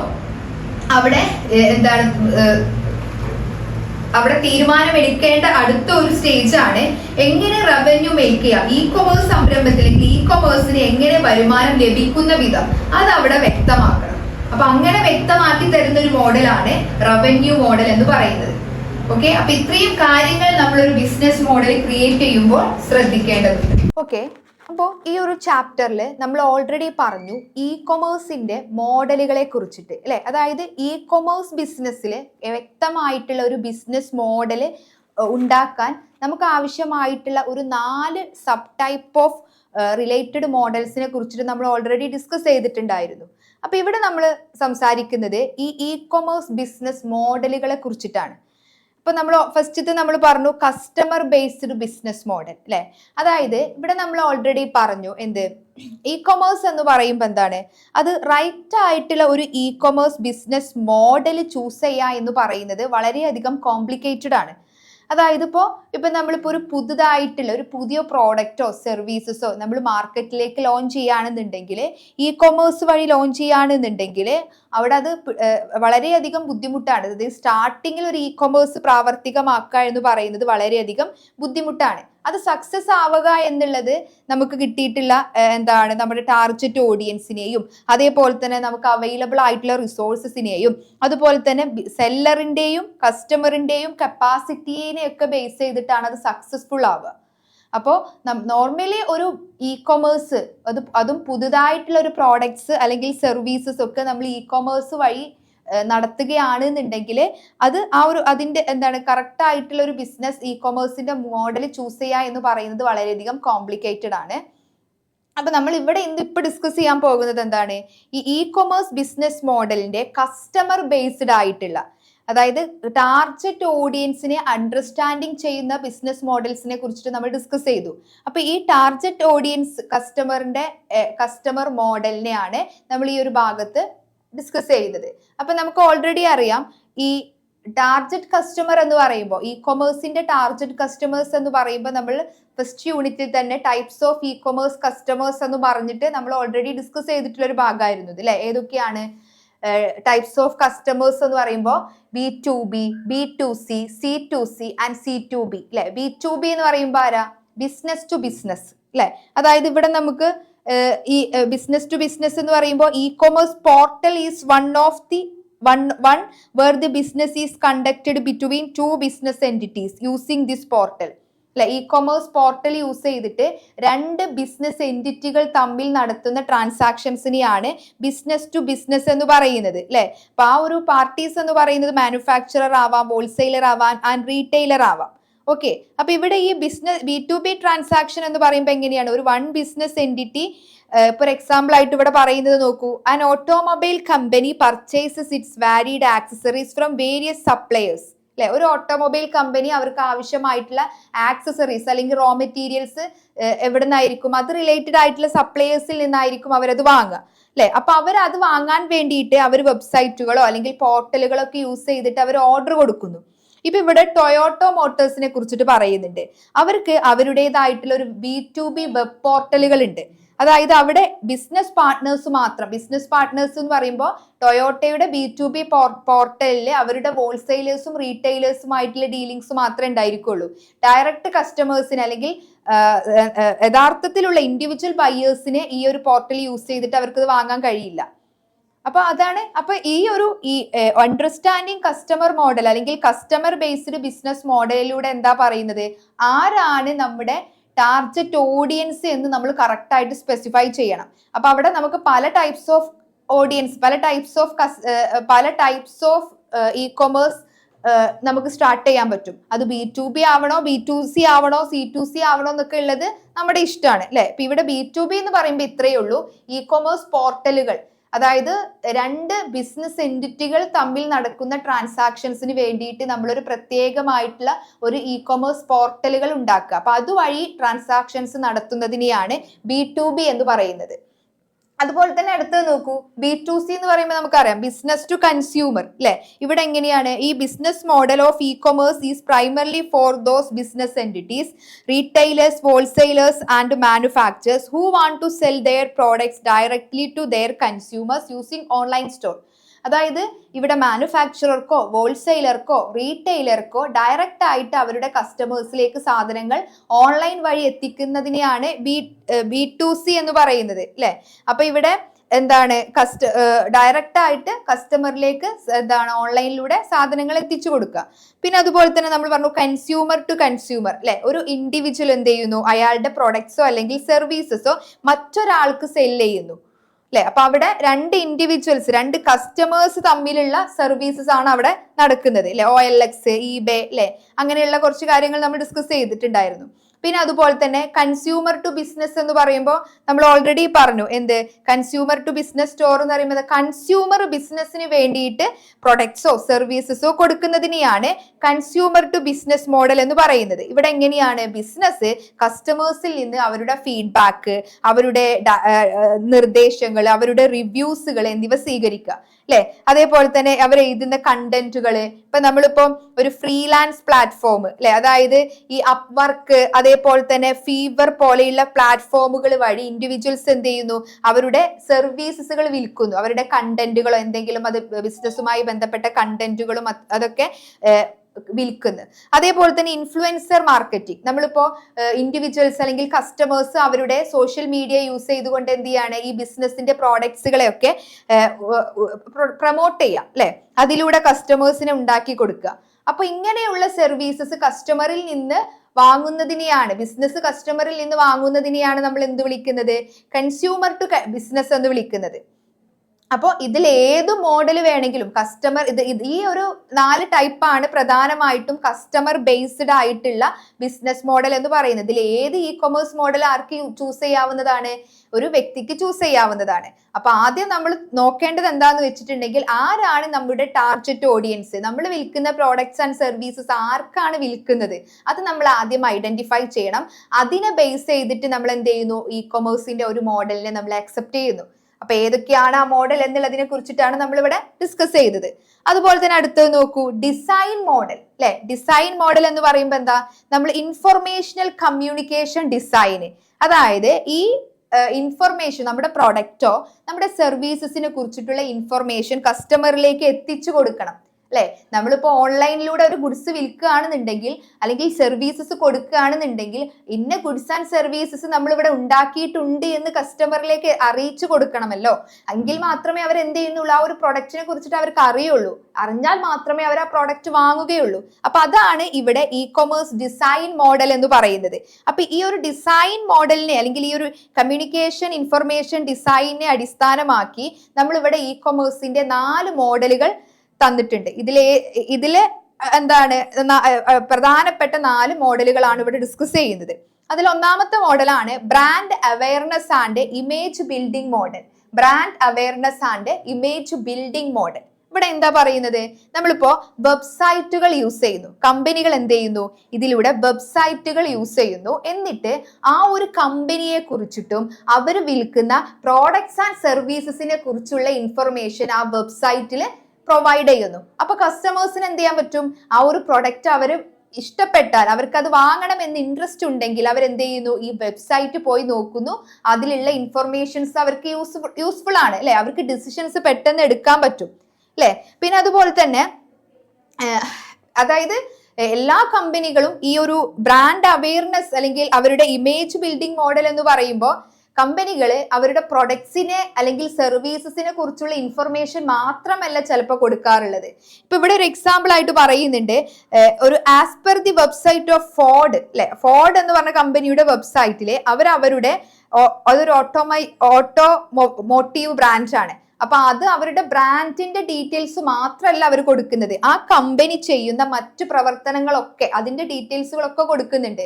അതായത് അവർ ചെയ്യുന്ന എൻവിറോൺമെന്റൽ ആക്ടിവിറ്റീസുകൾ, അതേപോലെ തന്നെ ക്ലീനർ മാനുഫാക്ചറിങ്, അതുപോലെ community involvement, corporate citizenship report അല്ലെ, അതായത് കൺസ്യൂമർ നമ്മൾ സൊസൈറ്റിയോടുള്ള റെസ്പോൺസിബിലിറ്റി കീപ്പ് ചെയ്യുന്ന അതൊക്കെ ഉണ്ടല്ലോ, അതായത് അവർ സൊസൈറ്റിക്ക് വേണ്ടിയിട്ട് എന്തൊക്കെ കാര്യങ്ങളാണ് ചെയ്യുന്നത് എന്നുള്ളതിനെ കുറിച്ചുള്ള ഇൻഫർമേഷൻ ഒക്കെ അവർ ആ വെബ്സൈറ്റിൽ കൊടുക്കും. എന്തിനു വേണ്ടിയിട്ടായിരിക്കും അത്തരത്തിലുള്ള ഇൻഫർമേഷനും കൂടെ കൊടുക്കുന്നത്? സാധാരണ നമ്മളൊരു വെബ്സൈറ്റിൽ വേണമെങ്കിൽ ഒരു കമ്പനിക്ക് അവരുടെ കമ്പനിയുടെ പേരും അല്ലെങ്കിൽ കമ്പനിയുടെ ഇൻഫർമേഷനും അല്ല എന്നുണ്ടെങ്കിൽ ആ പ്രൊഡക്ട്സിനെ കുറിച്ചിട്ടോ അല്ലെങ്കിൽ സർവീസസിനെ കുറിച്ചിട്ടോ ഉള്ള ഇൻഫർമേഷൻ മാത്രം പ്രൊവൈഡ് ചെയ്താൽ മതി. പക്ഷെ ഇത്തരത്തിൽ കമ്പനി ചെയ്യുന്ന പോസിറ്റീവ് ആയിട്ടുള്ള ആക്ടിവിറ്റീസും കൂടെ അവർ അങ്ങനെ ആഡ് ചെയ്തിട്ടുണ്ടെങ്കിൽ കമ്പനിയുടെ ഇമേജ് വർദ്ധിക്കും. അല്ലെ? ഈ ഇമേജ് വർദ്ധിക്കുന്നത് എന്താണ്? കസ്റ്റമേഴ്സിന്റെ ഇടയിൽ ഒരു ട്രസ്റ്റ് ഉണ്ടാവും. അപ്പൊ ഇങ്ങനെയൊക്കെ അവർക്ക് അവരുടെ വെബ് പേജിൽ ഉൾപ്പെടുത്താവുന്നതാണ്. അപ്പൊ വെബ് പേജിലെ കമ്പനിയെ കുറിച്ചിട്ടും പ്രോഡക്ട്സിനെ കുറിച്ചുള്ള ഇൻഫർമേഷൻസ് ആണ് ഉൾക്കൊള്ളുന്നത്. അതുവഴി കസ്റ്റമർക്ക് ആ ഒരു കമ്പനിയുടെ ബ്രാൻഡിനെ കുറിച്ചിട്ടും അല്ലെങ്കിൽ കമ്പനിയെ കുറിച്ചിട്ടുള്ള ഒരു അവയർനെസ് ഉണ്ടാകുന്നു. അപ്പൊ ഈ മോഡൽ വഴി അങ്ങനെ ഒരു ചാൻസ് കസ്റ്റമേഴ്സിന് കിട്ടുന്നു. ദെൻ അടുത്തത് നോക്കൂ, പ്രൊമോഷൻ മോഡൽ അല്ലെ? പ്രൊമോഷൻ മോഡൽ എന്ന് പറയുമ്പോൾ എന്താണ്? ഇവിടെ അട്രാക്റ്റീവ് ആയിട്ടുള്ള പരസ്യങ്ങള് നമ്മൾ വെബ്സൈറ്റിൽ നൽകിക്കൊണ്ട് കസ്റ്റമേഴ്സിനെ ആകർഷിപ്പിക്കുന്നു അല്ലെ? അപ്പൊ അതിന് പുറമെ അവർ എന്ത് ചെയ്യാണ്? ഈ അട്രാക്റ്റീവ് ആയിട്ടുള്ള അഡ്വർടൈസ്മെന്റ് കൊടുക്കുക, അതിലൂടെ കസ്റ്റമറിനെ എന്ത് ചെയ്യുന്നു? അട്രാക്ട് ചെയ്യിപ്പിക്കുന്നു. അപ്പൊ ഇവിടെ ഒരു ഡിജിറ്റൽ ഗിഫ്റ്റ്സുകളൊക്കെ പ്രൊവൈഡ് ചെയ്യും. അതായത് ഇപ്പൊ ഡിജിറ്റൽ ഗിഫ്റ്റ്സ് എന്ന് പറയുമ്പോൾ ഡിസ്കൗണ്ട്, കൂപ്പൺ, ക്യാഷ് ബാക്ക് അല്ലെ? അങ്ങനെയുള്ള ഐറ്റംസുകളൊക്കെ കൊടുത്തുകൊണ്ട് കസ്റ്റമേഴ്സിനെ അട്രാക്ട് ചെയ്യിപ്പിക്കുക. അപ്പൊ അവരുടെ വെബ്സൈറ്റില് പ്രൊമോഷൻ മോഡൽ എന്ന് പറയുമ്പോൾ എന്താണ്? അഡ്വർടൈസ്മെന്റ് കൊടുത്തിട്ടും അതേപോലെ തന്നെ ഡിജിറ്റൽ ഗിഫ്റ്റ്സുകൾ പ്രൊവൈഡ് ചെയ്തിട്ടും കസ്റ്റമേഴ്സിനെ അട്രാക്ട് ചെയ്യുന്ന ഒരു മോഡലാണ് പ്രൊമോഷൻ മോഡൽ എന്ന് പറയുന്നത്. ദെൻ അടുത്തത് നോക്കൂ, ഇൻഫോ മീ ഡയറി മോഡൽ. അവിടെ എന്താണ്? ഇൻഫോ മീ ഡയറി എന്ന് പറയുമ്പോൾ എന്താണ്? Information plus intermediary. ഈ രണ്ട് വേർഡിന്റെയും കോമ്പിനേഷൻ ആണ് ഇൻഫോമി ഡയറി എന്ന് പറയുന്നത്. ഇവിടെ this website model aggregates information from multiple electronic commerce retailers. ഇവരെന്താ ചെയ്യുന്നത്? പല ഇ കൊമേഴ്സ് റീറ്റെയിലേഴ്സിൽ നിന്നും വിവരങ്ങൾ മീൻസ് ഇൻഫർമേഷൻസ് കളക്ട് ചെയ്യുകയും എന്നിട്ട് അത് വെച്ചിട്ട്, അതായത് ഇപ്പോൾ ഇന്റർനെറ്റ് യൂസ് ചെയ്യുന്ന അല്ലെങ്കിൽ ഇന്റർനെറ്റിലൂടെ ഗുഡ്സ് ആൻഡ് സർവീസസ് വാങ്ങുന്ന കസ്റ്റമേഴ്സിനെ സെർച്ചിങ് ആൻഡ് കമ്പാരിസൺ, അവർക്ക് സെർച്ച് ചെയ്യാനും അതേപോലെ തന്നെ അവർ വാങ്ങാൻ ഉദ്ദേശിക്കുന്ന പ്രൊഡക്ട്സ് ആൻഡ് സർവീസസിനെ കുറിച്ചുള്ള ഒരു കമ്പാരിസൺ ചെയ്യാനുമുള്ള ഓപ്ഷൻസ് അല്ലെങ്കിൽ അത് റിലേറ്റഡ് ആയിട്ടുള്ള സർവീസസ് കൊടുക്കുന്നു അല്ലെ? അപ്പൊ ഇവിടെ നമ്മൾ ഈ ഒരു മോഡലിലൂടെ ഫ്രീ ആയിട്ട് ഇന്റർനെറ്റ് ആക്സസ് ചെയ്യാനും അതേപോലെ തന്നെ ഫ്രീ ആയിട്ട് ഡീറ്റെയിൽഡ് ഇൻഫർമേഷൻസ് കസ്റ്റമേഴ്സുമായി ബന്ധപ്പെട്ടിട്ടുള്ള ഇൻഫർമേഷൻ വിവിധ റീറ്റെയിലേഴ്സിൽ നിന്ന് വാങ്ങുകയും അതുപോലെ തന്നെ ഇത് എന്തിനു വേണ്ടിയിട്ടാണ് യൂസ് ചെയ്യുന്നത്? ഡയറി മോഡൽ എന്ന് പറയുമ്പോൾ ആദ്യം ഇവർ ഇൻഫർമേഷൻ കളക്ട് ചെയ്യുന്നു അല്ലെ? ഇൻഫർമേഷൻ കളക്ട് ചെയ്യാന്ന് പറയുമ്പോൾ വിവിധ റീറ്റെയിലേഴ്സിൽ നിന്ന് ഇൻഫർമേഷൻ അവർ കളക്ട് ചെയ്യുന്നു അല്ലെ? എന്നിട്ട് എന്ത് ചെയ്യുന്നു? പിന്നെ അതിലൂടെ അങ്ങനെ ഇൻഫർമേഷൻ കളക്ട് ചെയ്തിട്ട് ഈ മൾട്ടിപ്പിൾ ഇന്റർമീഡിയറീസ് കൊമേഴ്സ് റീറ്റെയിലേഴ്സ് അല്ലെങ്കിൽ ഇന്റർമീഡിയറീസിൽ നിന്ന് ഇൻഫർമേഷൻ കളക്ട് ചെയ്തിട്ട് കസ്റ്റമേഴ്സിന് സെർച്ച് ചെയ്യാനും കമ്പയർ ചെയ്യാനുമുള്ള ഒരു സർവീസ് കൊടുക്കുന്നു അല്ലെ? ഇപ്പൊ നമ്മൾ ഈ ഇൻഫർമേഷൻ നമുക്ക് കിട്ടിയ കസ്റ്റമേഴ്സിന്റെ ഇൻഫർമേഷൻ എന്ന് പറയുന്നത് വളരെ ഇമ്പോർട്ടന്റ് ആണ്. കാരണം അത് വെച്ചിട്ട് വേണം നമുക്ക് കസ്റ്റമേഴ്സിന്റെ ബൈയിങ് ബിഹേവിയർ എന്താണ്, എന്ത് കൊടുത്താലാണ് അവർ സാറ്റിസ്ഫൈഡ് ആവുക, അല്ലെങ്കിൽ എന്താണ് അവർക്ക് ആവശ്യമുള്ളത്, അല്ലെങ്കിൽ കസ്റ്റമേഴ്സ് എങ്ങനെയാണ് ഇൻഫ്ലുവൻസ്ഡ് ആവുക, അതൊക്കെ അറിയാൻ ഈ ഒരു കസ്റ്റമർ ഡാറ്റ വളരെയധികം ഇമ്പോർട്ടന്റ് ആണ്. അപ്പോൾ ഒരു കമ്പനിക്ക് മാർക്കറ്റിംഗ് സ്ട്രാറ്റജീസ് ഒക്കെ ഡെവലപ്പ് ചെയ്യണം എന്നുണ്ടെങ്കിൽ ഇത്തരത്തിലുള്ള ഇൻഫർമേഷൻ, കസ്റ്റമേഴ്സ് ബേസ്ഡ് ആയിട്ടുള്ള ഇൻഫർമേഷൻ യൂസ്ഫുൾ ആണ് അല്ലെ? അപ്പോ ഇപ്പൊ ഇവിടെ എന്താണ് ഇൻഫോമി ഡയറി എന്ന് പറയുമ്പോൾ നമ്മളിപ്പോ ഈ ജസ്റ്റ് ഡയൽ അല്ലെ, അതിൽ മാർക്കറ്റ് സെഗ്മെന്റ് www.justdial.com എന്ന് പറഞ്ഞിട്ടുള്ള ആ ഒരു മോഡൽ കൺസ്യൂമേഴ്സിന് എന്ത് ചെയ്യുന്നുണ്ട്? Useful information about the website in the market segment അല്ലെ? അതായത് ഇപ്പോ പല കസ്റ്റമേഴ്സിന് ആവശ്യമായിട്ടുള്ള പ്രൊഡക്ട്സ് ആൻഡ് സർവീസസിനെ കുറിച്ചുള്ള ഇൻഫർമേഷൻ കൊടുക്കുന്നുണ്ട്. അതേപോലെ തന്നെ കസ്റ്റമറിന്റെ വിവരങ്ങൾ കമ്പനികൾക്ക് പ്രൊവൈഡ് ചെയ്യുകയും ചെയ്യുന്നുണ്ട്. ഓക്കെ, അപ്പൊ ഇതാണ് ഇൻഫോമി ഡയറി മോഡൽ എന്ന് പറയുന്നത്. പിന്നെ അതുപോലെ തന്നെ അടുത്ത് നോക്കൂ, കസ്റ്റമൈസേഷൻ മോഡൽ അല്ലെ? കസ്റ്റമൈസേഷൻ മോഡൽ എന്താണ്? കസ്റ്റമൈസേഷൻ മോഡൽ എന്ന് പറയുമ്പോൾ ഇപ്പൊ നമ്മളിപ്പോ നേരത്തെ പറഞ്ഞ പോലെ തന്നെ നമ്മൾ അല്ലെങ്കിൽ നമ്മൾ മുൻകാലത്ത് എപ്പോഴെങ്കിലും എന്തെങ്കിലും ഒരു പ്രൊഡക്ട്സ് വാങ്ങുകയോ അല്ലെങ്കിൽ സർവീസസ് വാങ്ങുകയോ അല്ലെങ്കിൽ എന്തെങ്കിലും എൻക്വയറി നടത്തുകയോ ചെയ്തിട്ടുണ്ടെങ്കിൽ അത് റിലേറ്റഡ് ആയിട്ടുള്ള പ്രൊഡക്ട്സിന്റെ ഇൻഫർമേഷൻ നമുക്ക് എത്തിച്ചു തരിക. അതാണ് കസ്റ്റമൈസ്ഡ് മോഡൽ എന്ന് പറയുന്നത്. അതായത് കസ്റ്റമേഴ്സിന്റെ ഇൻട്രസ്റ്റ് എന്താണോ അത് അടിസ്ഥാനമാക്കി വെബ്സൈറ്റിലെ കണ്ടന്റ് നമ്മുടെ AI വെച്ചിട്ടും മെഷീൻ ലേണിംഗ് വെച്ചിട്ടൊക്കെ മെഷീൻ അൽഗോരിതം യൂസ് ചെയ്തിട്ടൊക്കെ പേഴ്സണലൈസ്ഡ് ആയിട്ട് ഒരു കാറ്റഗറൈസ് ചെയ്യുക. എന്നിട്ട് എന്ത് ചെയ്യാണ്? ഇതിലൂടെ കസ്റ്റമേഴ്സിന് അവരെന്തിലാണോ കൂടുതൽ ഇൻട്രസ്റ്റ് കാണിക്കുന്നത് അത് റിലേറ്റഡ് ആയിട്ടുള്ള ഇൻഫർമേഷൻ നൽകിക്കൊണ്ട് അവരെ കൂടുതൽ അട്രാക്റ്റഡ് ആക്കുന്നു. ഓക്കെ, അപ്പോൾ ഇവിടെ ഈ ഡിസൈൻ മോഡൽ എന്ന് പറയുമ്പോൾ ഇത്രയേ ഉള്ളൂ. ഇൻഫർമേഷൻ നൽകുക, കസ്റ്റമേഴ്സിന് ഇൻഫർമേഷൻ നൽകുക അല്ലെ, അവർക്ക് ബ്രാൻഡിനെ കുറിച്ചിട്ടും നമ്മുടെ പ്രൊഡക്ട്സിനെ കുറിച്ചിട്ടും അതേപോലെ തന്നെ സർവീസസിനെ കുറിച്ചിട്ടുള്ള ഇൻഫർമേഷൻ അവരിലേക്ക് എത്തിച്ചു കൊടുക്കുക. അതിൽ ഒന്നാമത്തെ മോഡലാണ് brand awareness and image model. രണ്ടാമത്തെ മോഡലാണ് പ്രൊമോഷൻ മോഡൽ അല്ലെ. പ്രൊമോഷൻ മോഡൽ എന്ന് പറയുമ്പോൾ അവർക്ക് അഡ്വർടൈസ്മെന്റ് നൽകിക്കൊണ്ട് അവരെ അട്രാക്ട് ചെയ്യിപ്പിക്കുക. മൂന്നാമത്തെ മോഡലാണ് ഇൻഫോ മീ ഡയറി മോഡൽ, അതായത് ഇൻഫോർമേഷൻ പ്ലസ് ഇന്റർമീഡിയറി. ഈ രണ്ട് വാക്കുകളിൽ നിന്ന് വന്നിട്ടുള്ളതാണ് ഇൻഫോമി ഡയറി ഉത്ഭവിച്ചത് അല്ലെ. അപ്പൊ ഇവിടെ ഇ കൊമേഴ്സ് എന്താ, ഇ കൊമേഴ്സ് റീറ്റെയിലേഴ്സിൽ നിന്നും വിവരങ്ങൾ ശേഖരിക്കുകയും എന്നിട്ട് കസ്റ്റമേഴ്സിനെ സെർച്ച് ചെയ്യാനും കമ്പയർ ചെയ്യാനുമുള്ള സേവനങ്ങൾ നൽകുകയും ചെയ്യുന്നു. അതേപോലെ തന്നെ ഇപ്പോൾ ഈ കസ്റ്റമേഴ്സ് എന്താണ് കൂടുതൽ ബ്രൗസ് ചെയ്യുന്നത്, അല്ലെങ്കിൽ എന്താണ് അവർ കൂടുതൽ അവരുടെ ബൈയിങ് ഹാബിറ്റ്സ് എന്തൊക്കെയാണ് തുടങ്ങിയിട്ടുള്ള ഡാറ്റ ആര് കൊടുക്കും? പല ടൈപ്സ് ഓഫ് ഇന്റർമീഡിയറീസ് കമ്പനീസിന് കൊടുക്കും. ഇന്റർമീഡിയറീസ് എന്ന് പറയുമ്പോൾ എന്താ, മറ്റു റീറ്റെയിലേഴ്സ് ആർക്ക് കൊടുക്കുന്നു? കമ്പനിക്ക് കൊടുക്കുന്നു. അപ്പൊ അതിന് പകരമായിട്ട് ഇവിടെ എന്താണ്, ഇവര് ഫ്രീ ആയിട്ട് ഇന്റർനെറ്റ് കൊടുക്കുക, അതേപോലെ തന്നെ ഫ്രീ ആയിട്ട് ഹാർഡ്വെയർസ് തുടങ്ങിയവ നൽകും അല്ലെ. അപ്പൊ ഇവിടെ നമ്മൾ എന്തിനു വേണ്ടിയിട്ടാണ് ഈ കസ്റ്റമേഴ്സിന്റെ ഡാറ്റകൾ ശേഖരിച്ചു വെക്കുന്നത്? കസ്റ്റമൈസ്ഡ് പ്രോഡക്ട്സുകൾ ഉണ്ടാക്കാൻ വേണ്ടിയിട്ട് അല്ലെ. കസ്റ്റമൈസ്ഡ് പ്രോഡക്ട്സുകൾ എന്ന് പറയുമ്പോൾ എന്താ, കസ്റ്റമറിന് എന്താണ് ഇൻട്രസ്റ്റ് എന്ന് നമുക്ക് ഈ കസ്റ്റമർ ഇൻഫർമേഷനിൽ നിന്ന് കിട്ടുന്നു. അത് റിലേറ്റഡ് ആയിട്ടുള്ള പ്രോഡക്ട്സുകൾ ഉണ്ടാക്കാൻ വേണ്ടിയിട്ടും ടാർഗറ്റ് മാർക്കറ്റിംഗ് അല്ലെങ്കിൽ ടാർഗറ്റ് മാർക്കറ്റിംഗ് സ്ട്രാറ്റജീസ് രൂപപ്പെടുത്താൻ വേണ്ടിയിട്ടൊക്കെയാണ് ഇത് യൂസ് ചെയ്യുന്നത്. പിന്നെ അതുപോലെ തന്നെ ഇവിടെ നമ്മളൊരു എക്സാമ്പിൾ പറഞ്ഞു, ജസ്റ്റൈൽ അല്ലെ, www.justdial.com. അതായത് ഇന്ത്യയിലെ വിവിധ സർവീസസുകൾക്കുള്ള ഒരു ലോക്കൽ സെർച്ച് ആണിത് അല്ലെ. ഇവരെന്ത് ചെയ്യുന്നുണ്ട്, പല വിവിധ സർവീസസുകൾ കൊടുക്കുന്ന കസ്റ്റമേഴ്സ് എന്ത് ചെയ്യും, ഈ ജസ്റ്റൈൽ ക്ലിക്ക് ചെയ്തിട്ടുണ്ടെങ്കിൽ അവരുടെ പോർട്ടലിൽ ഇഷ്ടംപോലെ സർവീസസുകൾ പ്രൊവൈഡ് ചെയ്യുന്ന ഇതുണ്ട് അല്ലെ. അപ്പൊ അത് വെച്ചിട്ട് കസ്റ്റമേഴ്സിന് എന്ത് ചെയ്യാൻ പറ്റും, ഇൻഫർമേഷൻ കിട്ടും. അതേപോലെ തന്നെ കമ്പനികൾക്കും ഇത് വെച്ചിട്ട് കസ്റ്റമേഴ്സിന്റെ ഇൻഫർമേഷനും കിട്ടുന്നുണ്ട്.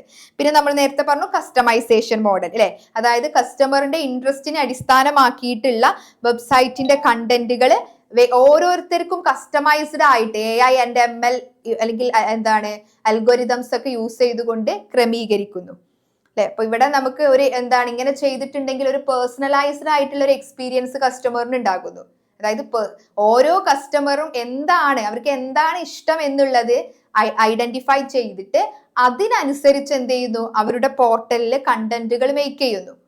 ഓക്കെ, അപ്പൊ ഇത്രയും കാര്യങ്ങളാണ് നമ്മൾ ഇവിടെ ഡിസൈൻ മോഡലിൽ പറയുന്നത്. ദെൻ ഇനി അടുത്ത് നോക്കൂ, ഇംപ്ലിമെന്റിങ് ഇ കൊമേഴ്സ് മോഡൽ. ഇനി അടുത്ത സ്റ്റെപ്പ് എന്താണ്, ഇ കൊമേഴ്സ് മോഡൽ നമ്മൾ ഇംപ്ലിമെന്റ് ചെയ്യണം അല്ലെ. അപ്പൊ ഇവിടെ ഇംപ്ലിമെന്റിങ് ഇ കൊമേഴ്സ് മോഡൽ എന്ന് പറയുമ്പോൾ നമ്മളിപ്പോ ആരാണ് നമ്മുടെ ടാർഗറ്റ് കസ്റ്റമർ എന്ന് അറിഞ്ഞു. ഇനി അടുത്തത് എന്താണ്, നമ്മൾ ഇത് ഈ ഒരു ഇംപ്ലിമെന്റ് ചെയ്യണം. നമ്മൾ ഇ കൊമേഴ്സ് മോഡലിനെ നമ്മൾ നടപ്പിൽ വരുത്തണം അല്ലെ. അതായത് നമ്മുടെ ഇൻവെന്ററി മാനേജ്മെന്റ് എങ്ങനെയായിരിക്കണം, നമ്മുടെ പ്രൊഡക്ട്സ് എങ്ങനെ വാങ്ങണം, അതിന്റെ പ്രൊഡക്ഷൻ, അതിന്റെ വെയർ ഹൗസിങ് തുടങ്ങിയിട്ടുള്ള എല്ലാ ആക്ടിവിറ്റീസുകളും ഇതിൽ ഉൾപ്പെടുന്നു. അതായത് ഒരു ഇ കൊമേഴ്സ് ആക്ടിവിറ്റി എങ്ങനെ നടപ്പിൽ വരുത്തണം എന്നുള്ളതാണ് ഈ ഒരു മോഡലിൽ പറയുന്നത്. അപ്പോ പ്രധാനപ്പെട്ട കുറച്ച് ഇംപ്ലിമെന്റേഷൻ സ്ട്രാറ്റജീസ് ആണ് താഴെ പറയുന്നത്. ഒന്നാമത്തതാണ് റീറ്റെയിൽ മോഡൽ അല്ലെ. റീറ്റെയിൽ മോഡൽ എന്ന് പറയുമ്പോൾ എന്താണ്, ഇപ്പൊ ഇവിടെ റീറ്റെയിലേഴ്സ് അല്ലെ, when retailers directly use internet to sell products and services using internet. അതായത് ഈ റീറ്റെയിലേഴ്സ് എന്ത് ചെയ്യാണ്, ഡയറക്റ്റ് ആയിട്ട് ഓൺലൈനിലൂടെ അല്ലെങ്കിൽ ഇന്റർനെറ്റിന്റെ സഹായത്തോട് കൂടിയിട്ട് കസ്റ്റമറിലേക്ക് സാധനങ്ങൾ, പ്രൊഡക്ട്സ് ആൻഡ് സർവീസസ് എത്തിച്ചു കൊടുക്കുന്നു അല്ലെ. അതിനെയാണ് ഇ ടെയിലിംഗ് എന്ന് പറയുന്നത്. റീറ്റെയിലേഴ്സ് അവരുടെ ഗുഡ്സ് ഓർ സർവീസസ് ഡയറക്റ്റ് ആയിട്ട് കസ്റ്റമേഴ്സിലേക്ക് എത്തിച്ചു കൊടുക്കുന്നതിനെയാണ് നമ്മൾ എന്ത് പറയുന്നത്, ഇ ടെയിലിംഗ്. ഇന്റർനെറ്റിലൂടെ എത്തിച്ചു കൊടുക്കുന്നതിനെയാണ് ഇലക്ട്രോണിക് റീറ്റെയിലിംഗ് അഥവാ ഇ ടെയിലിംഗ് എന്ന് പറയുന്നത്. ഓക്കെ, അപ്പൊ ഈ ഒരു ഇത്തരത്തിലുള്ള റീറ്റെയിലറിനെ നമുക്ക് ഇ ടെയിലർ എന്ന് വിളിക്കാം. ഓക്കെ, അപ്പൊ ഇവിടെ എന്താണ്, ഇവിടെ നമ്മളൊരു ഫിസിക്കൽ ആയിട്ട് ഒരു റീറ്റെയിൽ സ്റ്റോറിന് പകരം അവരെന്ത് ചെയ്യാണ്, ഒരു ഓൺലൈൻ വഴി കസ്റ്റമറിലേക്ക് ഡയറക്റ്റ് ആയിട്ട് സാധനങ്ങൾ എത്തിച്ചു കൊടുക്കുകയാണ് ചെയ്യുന്നത്. ദെൻ അടുത്ത് നോക്കൂ, ബ്രോക്കറേജ് മോഡൽ. ബ്രോക്കറേജ് മോഡൽ എന്ന് പറയുമ്പോൾ എന്താണ്, ഇവിടെ ബ്രോക്കേഴ്സ് ആർ ഇന്റർമീഡിയറീസ് അല്ലെങ്കിൽ മീഡിയേറ്റർ അല്ലെ. ബ്രോക്കേഴ്സ് എന്ന് പറയുമ്പോൾ ആരാണ്, മീഡിയേറ്റർ ആണ് അല്ലെ. ബ്രോക്കറേജ് മോഡലില് ബ്രോക്കർ എന്ന് പറയുന്നത് ആരാണ്, മീൻസ് ഇന്റർമീഡിയറി ആണ്, ഒരു ഇടനിലക്കാരനാണ്. അവരെന്ത് ചെയ്യുന്നു, ബൈയറിന്റെയും സെല്ലറിന്റെയും ഇടയിൽ ഒരു ഇടനിലക്കാരനായി നിന്നുകൊണ്ട് ട്രാൻസാക്ഷൻസ് നടത്തുന്നു. ഓക്കെ. അപ്പൊ ഇവിടെ എന്താണ് നമുക്കിപ്പോ പറയാം B2C, അതേപോലെ തന്നെ C2C അല്ലെ. അപ്പോ ഇവിടെയൊക്കെ ഇങ്ങനെ നമ്മൾ ഇതിന്റെ ഇടയിൽ, അതായത് B2B ആൻഡ് B2C മോഡലിലൊക്കെ ഒരു ഇടനിലക്കാരനായി നിന്നുകൊണ്ട് ട്രാൻസാക്ഷൻസ് നടത്തുന്നതിനെയാണ് ബ്രോക്കറേജ് എന്ന് പറയുന്നത്. അപ്പൊ അവിടെ ഈ ബ്രോക്കർ എന്ത് ചെയ്യുന്നുണ്ട്? ബ്രോക്കർ അയാള് അവിടെ സെയിൽസ് നടക്കുകയാണെന്നുണ്ടെങ്കിൽ അതിന് അയാൾക്ക് ഒരു കമ്മീഷൻ അയാൾ വാങ്ങുന്നുണ്ട്. ഇപ്പൊ ബ്രോക്കറേജ് മോഡൽ എന്ന് പറയുമ്പോൾ ബയ്യറിന്റെയും സെല്ലറിന്റെയും ഇടയിൽ ഓൺലൈനിലൂടെ ട്രാൻസാക്ഷൻസ് നടക്കുമ്പോൾ അതിന്റെ ഇടയിൽ ഒരു ബ്രോക്കർ ആയിട്ട് നിലകൊള്ളുക, ഒരു ഇന്റർമീഡിയറ്റ് ആയിട്ട് ഒരു വ്യക്തി ഉണ്ടെങ്കിൽ അയാൾ വഴി ഒരു സെയിൽസ് നടക്കുകയാണെങ്കിൽ അയാൾക്ക് അതിന് കമ്മീഷൻ അല്ലെങ്കിൽ ഒരു സം പെർസെന്റേജ് ഓഫ് ഫീ അയാൾക്ക് കിട്ടുന്നുണ്ട്. ഇതിന് അടുത്ത് നോക്കൂ, മാൾ മോഡൽ. മാൾ മോഡൽ എന്ന് പറയുമ്പോൾ എന്താ? An email host many online merchants. The mall typically charge setups, monthly listing and or per transaction fee. അല്ലെ, മോൾ മോഡൽ എന്ന് പറയുമ്പോൾ ഒരൊറ്റ പ്ലാറ്റ്ഫോമിൽ നിരവധി ഓൺലൈൻ ഷോപ്പുകൾ. നമ്മളൊരു മോൾ എന്ന് പറയുമ്പോൾ എന്താ? അവിടെ ഒരു മോൾ എന്ന് പറയുമ്പോൾ അവിടെ ഇഷ്ടംപോലെ നിരവധി ഫിസിക്കൽ ഷോപ്പുകൾ നിങ്ങൾക്ക് കാണാൻ പറ്റും. നമ്മളിപ്പോൾ ഒരു മോളിൽ കയറിയിട്ടുണ്ടെന്നുണ്ടെങ്കിൽ വെറൈറ്റി ഓഫ് ഷോപ്പുകൾ നിങ്ങൾക്ക് മോളിൽ കാണാം. അതേപോലെ തന്നെ മോൾ മോഡൽ എന്ന് പറയുമ്പോൾ ഒരു ഓൺലൈനിലെ, അതായത് ഒരൊറ്റ ഓൺലൈൻ പ്ലാറ്റ്ഫോമിലെ നിരവധി അല്ലെങ്കിൽ ഒരുപാട് ഓൺലൈൻ ഷോപ്പേഴ്സ് ഉണ്ടാവുന്നതിനെയാണ് മോൾ മോഡൽസ് എന്ന് പറയുന്നത്. അതുപോലെ തന്നെ മാനുഫാക്ചറർ മോഡൽ. മാനുഫാക്ചറർ മോഡൽ എന്ന് പറയുമ്പോൾ എന്താ? ഇവിടെ manufacturer model, this model is based on the power of the web to allow manufacturer to reach the buyers customers directly and thereby compress the distribution channel. അല്ലെ, അതായത് ഇവിടെ മാനുഫാക്ചറിൽ നിന്ന് നേരിട്ട് goods വാങ്ങുന്നവരുമായി ബന്ധപ്പെട്ടിട്ടുള്ള ഒരു മോഡലാണ് മാനുഫാക്ചറർ മോഡൽ എന്ന് പറയുന്നത്.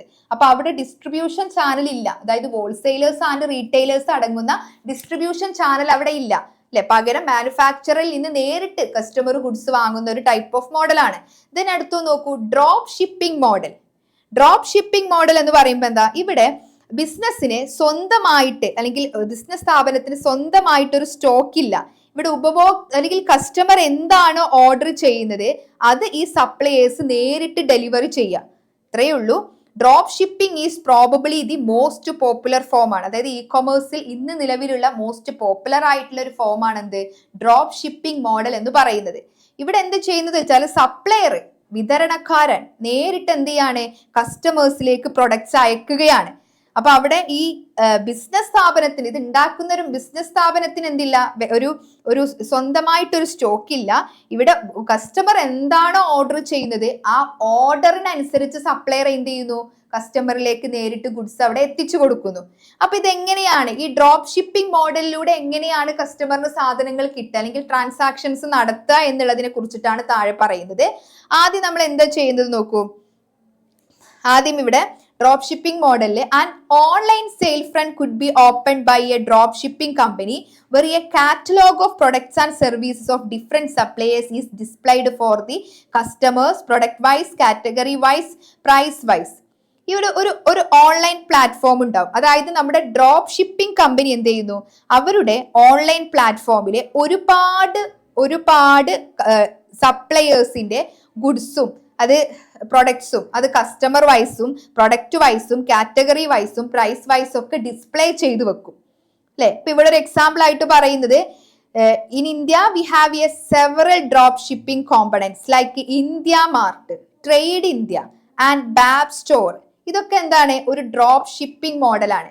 അപ്പൊ ഇവർ ഇന്ത്യ മാർട്ടിലൊക്കെ നിങ്ങൾ ശ്രദ്ധിച്ചാൽ കാണും, അവരുടെ പ്ലാറ്റ്ഫോമിൽ ഒരുപാട് സപ്ലയേഴ്സിന്റെ പ്രൊഡക്ട്സ് ഡീറ്റെയിൽസും സർവീസ് ഡീറ്റെയിൽസും ഒക്കെ എന്താണ് കാറ്റലോഗ്, അതിന്റെ ഒരു ഇൻഫർമേഷൻ അവിടെ ഷെയർ ചെയ്യും.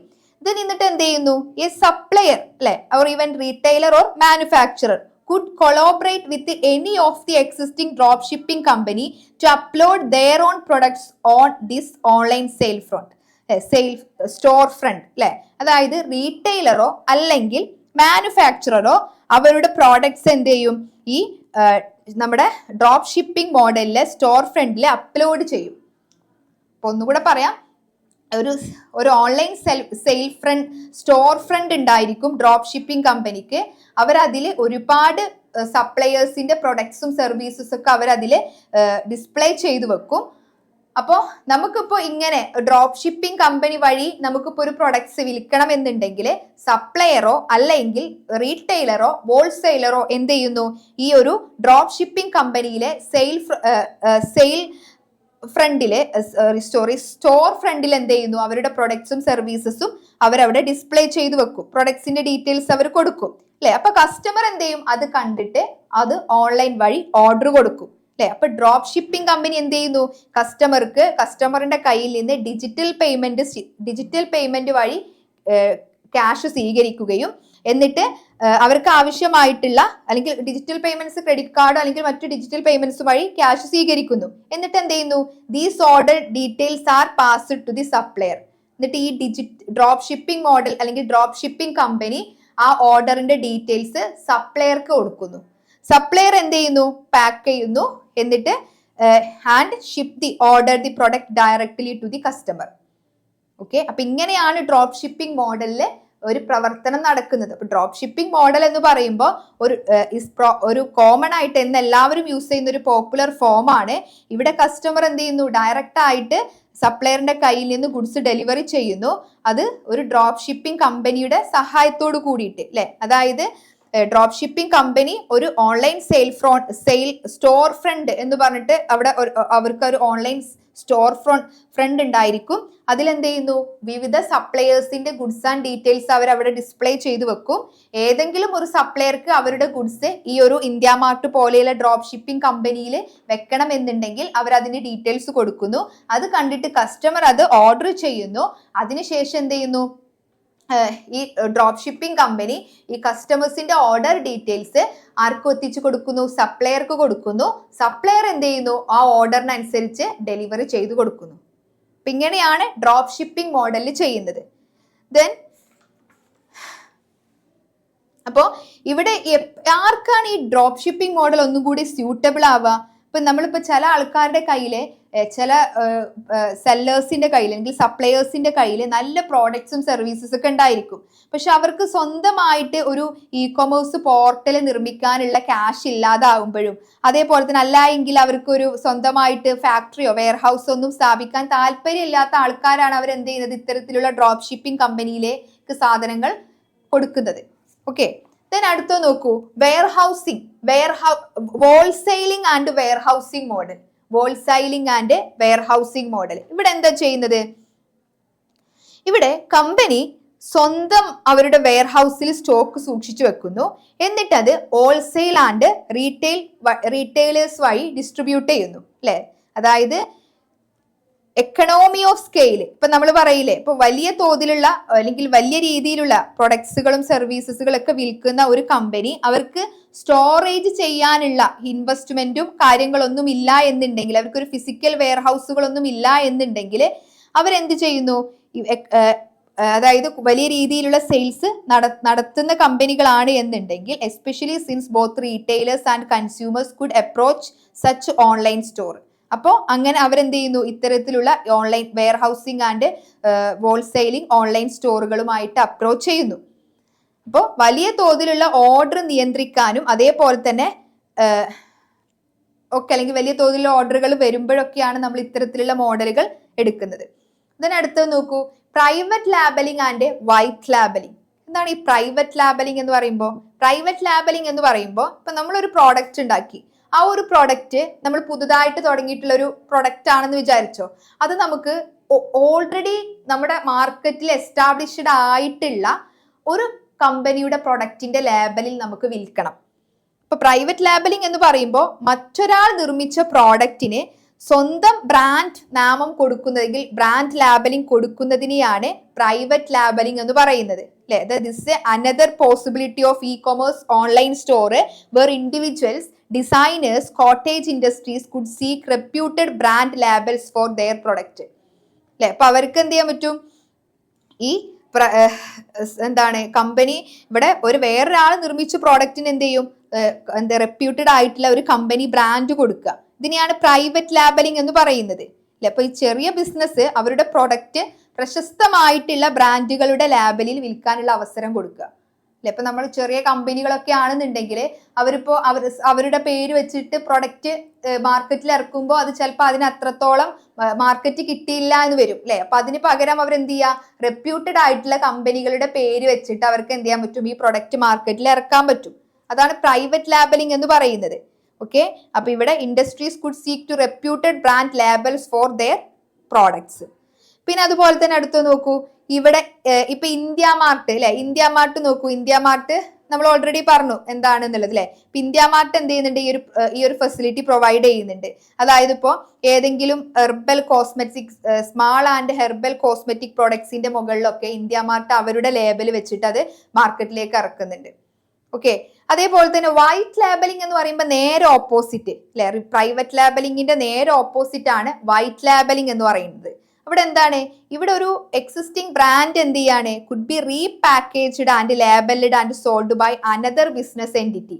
അതായത് ഒരേ ഉൽപ്പന്നം പല കമ്പനികൾക്കും വ്യത്യസ്ത ബ്രാൻഡ് നാമങ്ങളിൽ നൽകുക അല്ലെ. അതായത് ഇവിടെ നമ്മുടെ നേരത്തെ പ്രൈവറ്റ് ലാബലിംഗിന്റെ ഓപ്പോസിറ്റ് ആണ് the product of an existing brand could be repackaged. നിലവിലുള്ള ഒരു എക്സിസ്റ്റിംഗ് ബ്രാൻഡ് അവരെന്ത് ചെയ്യാണ്, മറ്റു ബിസിനസ് എൻറ്റിറ്റിയുടെ പേരുകളിൽ പ്രൊഡക്റ്റ് വിൽക്കുക. അപ്പൊ ഇങ്ങനെയൊക്കെ നമുക്ക് ഓൺലൈൻ വഴി സാധ്യമാവുന്നു എന്നാണ് പറയുന്നത്. ഓക്കെ, അപ്പോൾ അടുത്ത ഒരു മോഡലാണ് റവന്യൂ മോഡൽ.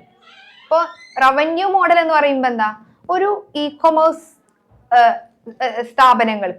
സ്ഥാപനങ്ങൾക്ക് വരുമാനം അല്ലെങ്കിൽ റവന്യൂ ഏൺ ചെയ്യുന്ന അല്ലെങ്കിൽ റവന്യൂ ജനറേറ്റ് ചെയ്യുന്ന മാർഗങ്ങൾ ഏതൊക്കെയാണ് എന്ന് പറയുന്ന ഒരു മോഡലാണിത് അല്ലെ. പല രീതിയിൽ നമുക്ക് ഇ കൊമേഴ്സിലൂടെ റവന്യൂ ഏൺ ചെയ്യാൻ പറ്റും, കമ്പനികൾക്ക് റവന്യൂ ഏൺ ചെയ്യാൻ പറ്റും.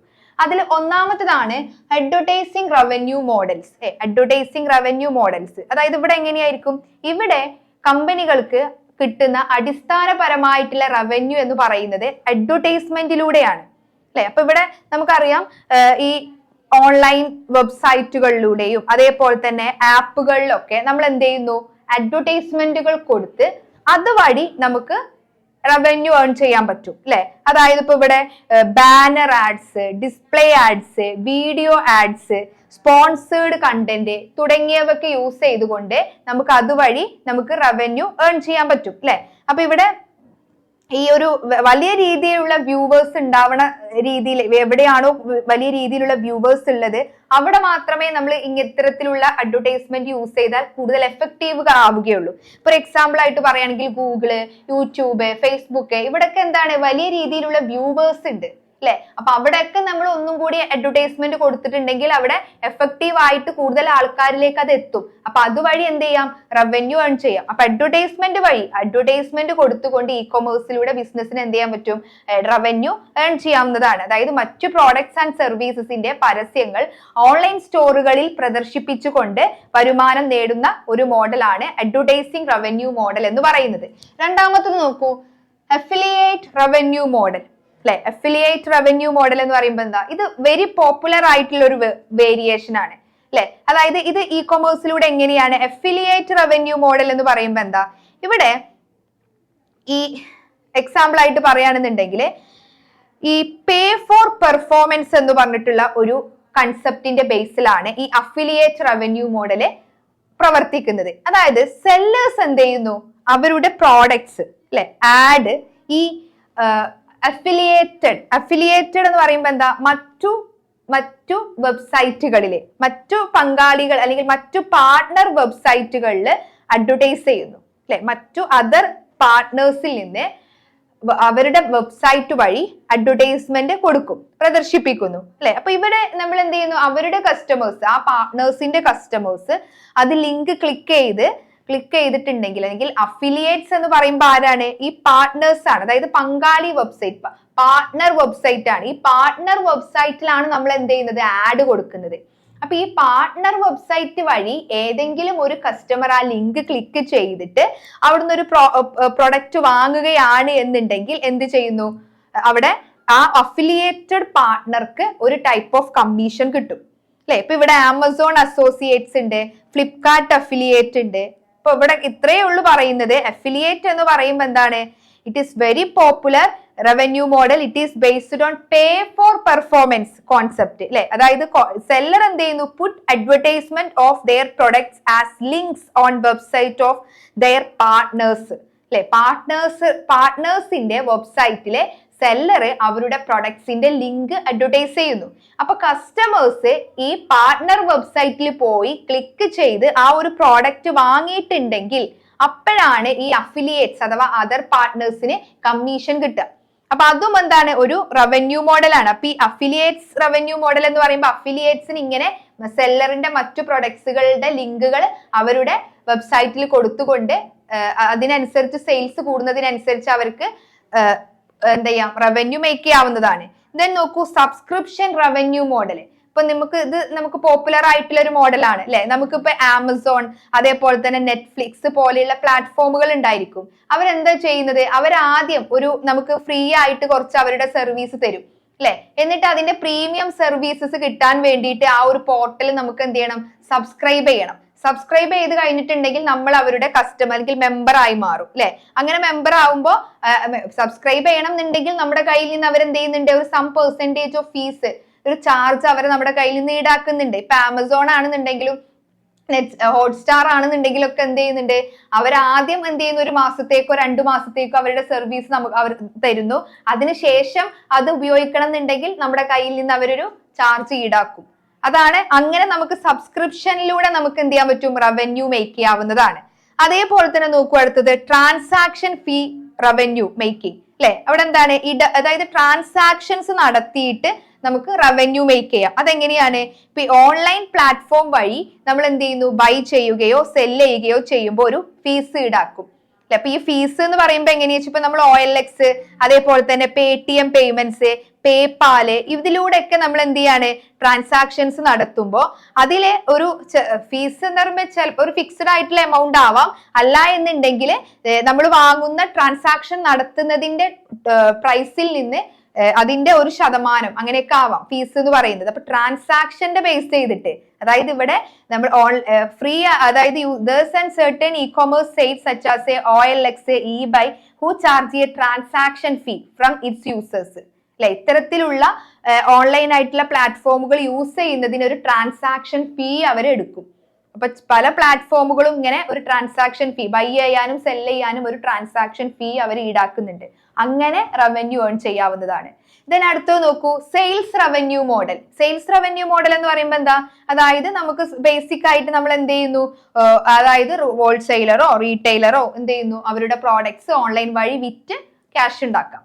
അപ്പൊ ഇങ്ങനെയാണ് ഓൺലൈനിലൂടെ അല്ലെങ്കിൽ ഇ-കൊമേഴ്സ് വഴി റവന്യൂ മേക്ക് ചെയ്യാവുന്ന കുറച്ച് മോഡൽസുകൾ. Advertisement revenue model, affiliate revenue model, subscription model, transaction fee revenue model, last one sales revenue model. Okay, അപ്പൊ നമ്മൾ ഇവിടെ ഈ ഒരു 4 ടൈപ്പ് ഓഫ് മോഡലുകളെ കുറിച്ചിട്ടാണ് പ്രധാനമായിട്ടും ഈ ഒരു ചാപ്റ്ററിൽ പറയുന്നത്. ഇതിനി നോക്കൂ, ഈ ചാപ്റ്ററിന്റെ ലാസ്റ്റ് ഭാഗമാണ് impact of Covid on e-commerce അല്ലെ. കോവിഡ് എന്ത് ചെയ്തിട്ടുണ്ട്, ഇ-കൊമേഴ്സിനെ അഫക്ട് ചെയ്തിട്ടുണ്ട്, ഇമ്പാക്ട് ചെയ്തിട്ടുണ്ട് അല്ലെ. അതായത് ആഫ്റ്റർ കോവിഡിന് ശേഷം വളരെയധികം ഒരു ഗ്രോത്ത് ആണ് ഇ-കൊമേഴ്സിൽ ഉണ്ടായിട്ടുള്ളത്. നോക്കൂ ഇവിടെ, ഇപ്പൊ ലോക്ക്ഡൌൺ, ഈ കോവിഡ് വന്നതോട് കൂടിയിട്ട് എന്തായി, ലോക്ക്ഡൌൺ വന്നു അല്ലെ. അപ്പൊ അതോട് കൂടിയിട്ട് ആൾക്കാർക്ക് എന്ത് ചെയ്യാൻ തുടങ്ങി, മറ്റ് സ്ഥാപനങ്ങളിലെ അല്ലെങ്കിൽ മറ്റ് ഫിസിക്കൽ സ്റ്റോറുകളിലേക്കൊന്നും പോവാൻ വയ്യാതെ, മീൻസ് ഡയറക്റ്റ് ആയിട്ട് ഫിസിക്കൽ സ്റ്റോറുകളൊന്നും സന്ദർശിക്കാൻ കഴിയാതെ വന്നു അല്ലെ. അപ്പൊ അധികം ആൾക്കാർ എന്ത് ചെയ്യുന്നു, കൂടുതൽ ആൾക്കാരും ഇത്തരത്തിലുള്ള ഓൺലൈൻ ആയിട്ട് സാധനങ്ങൾ വാങ്ങാൻ തുടങ്ങി അല്ലെ. അതായത് അവരുടെ കയ്യിൽ ക്യാഷും ഇല്ല, അതേപോലെ തന്നെ ലോക്ക്ഡൌണും വന്നു. അപ്പൊ അവരെന്ത് ചെയ്തു, ഓൺലൈൻ മാർഗങ്ങൾ കൂടുതലായിട്ട് യൂസ് ചെയ്യാൻ തുടങ്ങി. കാരണം ഓൺലൈൻ വഴി എന്ത് ചെയ്യുന്നുണ്ട്, എന്താണ്, ഗുഡ്സുകളൊക്കെ നമുക്ക് വളരെ കുറഞ്ഞ ചെലവിൽ നമുക്ക് കിട്ടുന്നുണ്ട്. അപ്പൊ അതെന്താണ്, ഒരു ഉപകാരമായി മാറി അല്ലെ. അതേപോലെ തന്നെ അടുത്തത് നോക്കൂ, പിന്നെന്താണ്, safe and convenient online shopping.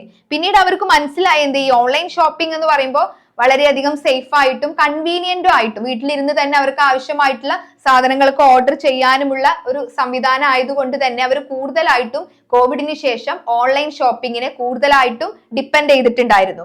പിന്നെ നമ്മുടെ ഫസ്റ്റ് ടൈം യൂസേഴ്സ്, കോവിഡിന് ശേഷം ഒരുപാട് ഫസ്റ്റ് ടൈം യൂസേഴ്സ് വന്നു.